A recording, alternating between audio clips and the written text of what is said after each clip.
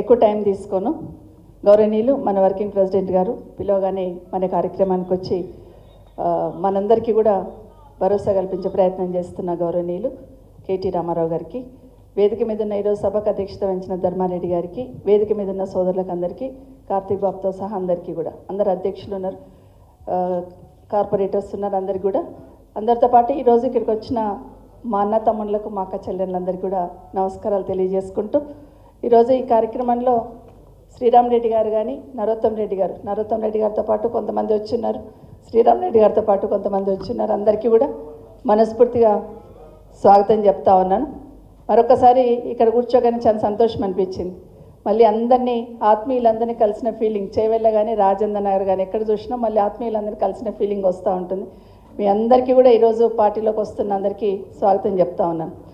శ్రీరామ్ రెడ్డి గారు రాగానే అడిగాను నేను, నారాయణ రెడ్డి అన్న ఎట్లా ఉన్నాడు అంటే, ఒక బాధ్యత అప్పచెప్తే ఎట్లా పనిచేస్తారనే దానికి వాళ్ళ కుటుంబం ఉదాహరణ. శ్రీరామ్ రెడ్డి గారు పార్టీ అధ్యక్షులుగా పనిచేస్తారు, నారాయణ రెడ్డి అన్న కూడా పార్టీ అధ్యక్షులుగా పనిచేస్తున్నారు. అట్లాగే నరోత్తమ్ చూడగానే రామకృష్ణ అన్న గుర్తుకొస్తూ ఉంటారు.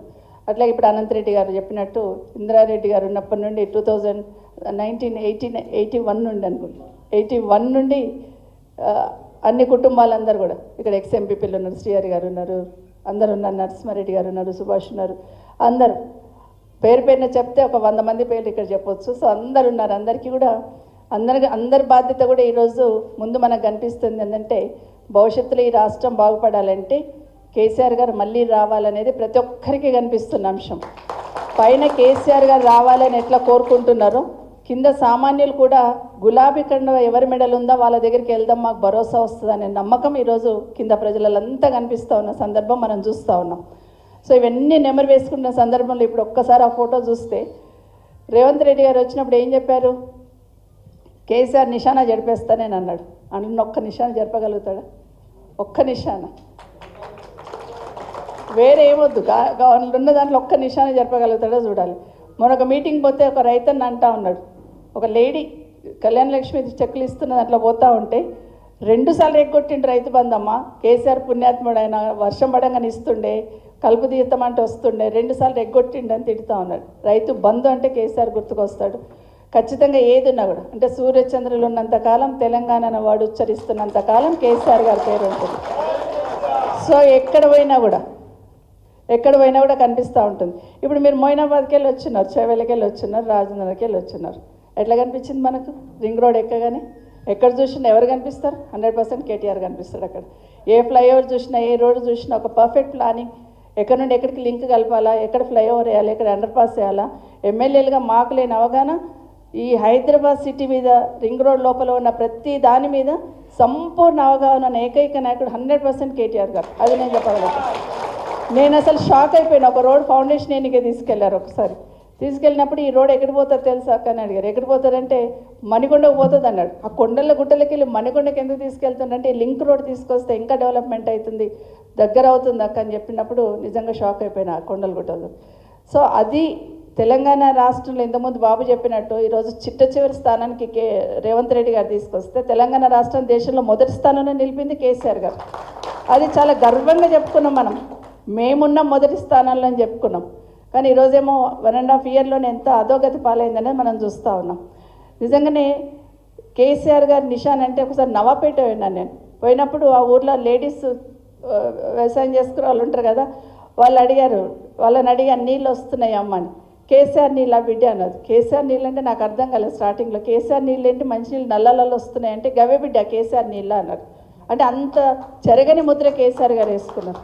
ఈరోజు గ్రామాలకు వెళ్తున్నప్పుడు మనం చెట్లు చూస్తున్నాం. నరోత్తమ్ ఇంతకుముందు చెప్పినట్టు సర్పంచ్లకు గర్వంగా పనిచేసినామని. ఆ చెట్లను ఏమంటారు? కేసీఆర్ చెట్లే అంటారు. కేసీఆర్ చెట్లు, కేసీఆర్ నీళ్ళు. కాబట్టి కేసీఆర్ నిశాన ఎవ్వరూ చెడపలేరు, అది వాస్తవం. గతంలో రాజశేఖర రెడ్డి గారు ఉన్నప్పుడు మనం ఆరోగ్యశ్రీ ఫీజు రియంబర్స్మెంట్ రాజశేఖర రెడ్డి అని ఎట్లా అంటాం, అట్లాగే కేసీఆర్ గారు కూడా నిశాన చెడపలేని ముద్ర తెలంగాణ రాష్ట్ర ప్రజల గుండెల్లో ముద్రించింది వాస్తవం. కాబట్టి 1.5 సంవత్సరంలోనే అయ్యో కేసీఆర్ని ఓడగొట్టుకున్నాం, ఎట్లాగైనా కేసీఆర్ గారు వెనక్కి రావాలి అనేది ప్రతి ఒక్కరు ఆకాంక్షిస్తున్నారు. మన మోయినాబాద్కి వెళ్ళి వచ్చినారు మీరు. 111 జీవో దియగానే మీరు ఏం చేసినారు? సంబరాలు చేసుకున్నారు. బాబా ఇంకెక్కడికో వెళ్ళిపోతాం మేమని. జస్ట్ దాన్ని జీవో ఇంప్లిమెంటేషన్ చేస్తున్న మన టైంలోనే ఎలక్షన్స్ వచ్చినాయి. కానీ ఇప్పుడు ఈ గవర్నమెంట్ వచ్చినాక ఏం చేసింది?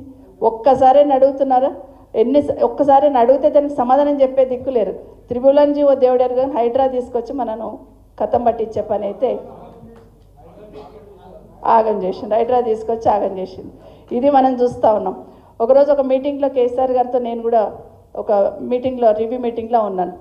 అయితే వర్షాలు పడుతూ ఉన్నాయి. అప్పుడే వర్షాకాలంలో అన్న దగ్గర ఆఫీస్కి చైర్కి ఎదురుగుండా గోడ మీద తనే గూగుల్లో పోయి చూసుకునేవాడు ఏదున్నా కూడా. మీటింగ్ అవుతూనే ఉంది, ఇమీడియట్గా గూగుల్లోకి వెళ్ళిపోయి చెక్ చేస్తూ ఉన్నారు. ఏమనంటే కాళేశ్వరంకి వెళ్ళి కాలువల ద్వారా నీళ్ళు వస్తున్నాయి, మరి చెరువులు నింపుకున్నారా లేదా అని ముందు పోయి సిద్దిపేట అక్కడంతా చూస్తున్నారు. అట్లాగే సిరిసిల్ల అంటే కరీంనగర్, మెదక్, ఉమ్మడి మెదక్ అదంతా చూస్తున్నారు. తర్వాత నల్గొండకు వచ్చిన్నారు.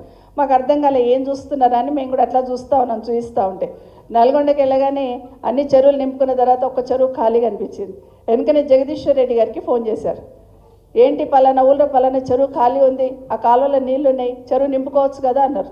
నాకు అర్థం కాలేదు, షాక్ అయిపోయాను. అంటే ఒక చెరువు ఖాళీ ఉందంటే వర్షాకాలం వచ్చినప్పుడే ఆ చెరువులలో నీళ్లు నింపుకుంటే మళ్ళీ రైతులకు అవసరం వచ్చినప్పుడు మనం వాడుకుంటాం కదా, మరి ఎందుకు నిర్లక్ష్యం చేస్తున్నా, ఆ ఊరు చెరువు నింపి మళ్ళీ 2 రోజులలో నాకు చెప్పు అన్నారు.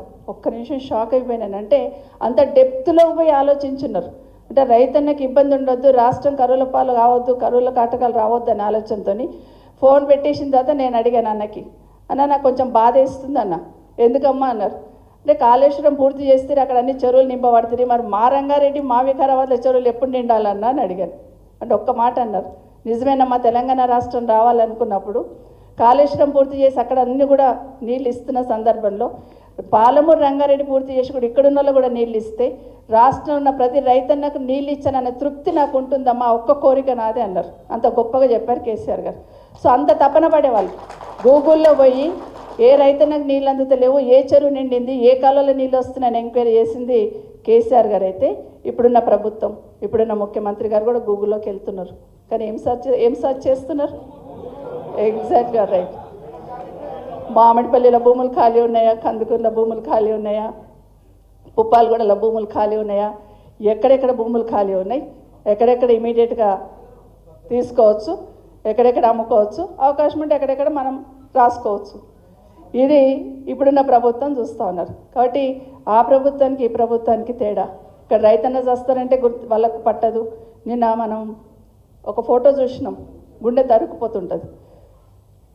వైద్యుల నిర్లక్ష్యంతో చిన్నపిల్ల చనిపోయింది అని హాస్పిటల్ ముందు ధర్నా చేస్తూ ఉంటే, మరి అదే దారి నుండి 3 మంత్రులు పోతూ ఉంటే డెడ్ బాడీ పైకి పట్టుకొని ఆ తల్లి రోధిస్తూ ఉంటే కనికరం కనిపించలేదు అక్కడ ఉన్న వాళ్ళకి. మనసు కలుక్కుమంది కదా ఎక్కడైనా చూస్తే. ఇట్లా ఉంది. మీరు చావనన్నా చావండి, ఏమన్నా చేయండి, మాది మాకుంది, మేము పోతున్నాం అనే లెవెల్లో ఈ ప్రభుత్వం పోతూ ఉంది. ఇది మన తెలంగాణ సమాజానికి, తెలంగాణ రాష్ట్రానికి మంచిది కాదు.